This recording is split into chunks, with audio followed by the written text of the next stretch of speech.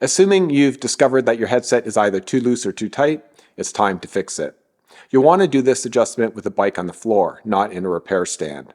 Start by loosening both stem clamp bolts with appropriate size Allen key. 1 or 2 turns of each bolt is likely enough. Once the stem is loose, turn the top cap preload bolt clockwise a quarter turn at a time, stopping each time to check to see if it's still loose by placing one hand over the lower headset cup, grabbing the front brake with the other hand, and then rocking the bike back and forth. If the headset is loose, you'll feel movement and possibly hear knocking. Keep tightening the preload 1/4 turn at a time until the headset is no longer loose. When done, verify that you didn't over-tighten the headset by lifting the front end of the bike off the ground, making sure the steer flops back and forth freely without resistance.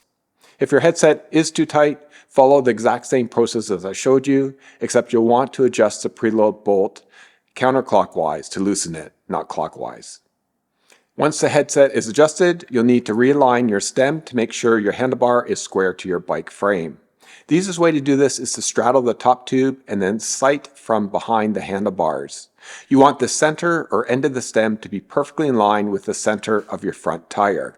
If it's not, tap the front wheel to make small adjustments in alignment, checking your sighting each time. Keep doing this until you're satisfied the stem is perfectly straight. All that is left now is to tighten your steer stem bolts. First, tighten them ever so slightly with your Allen key. You're just looking for soft finger tight here. Finish it off using a torque wrench to tighten the bolts to the manufacturer's specification. Mine requires 6 Nm of force, so that's what I'll tighten them to. Just like with the handlebar stem bolts, you want to slowly bring up the force of each bolt while alternating back and forth between the 2 bolts before arriving at your desired torque.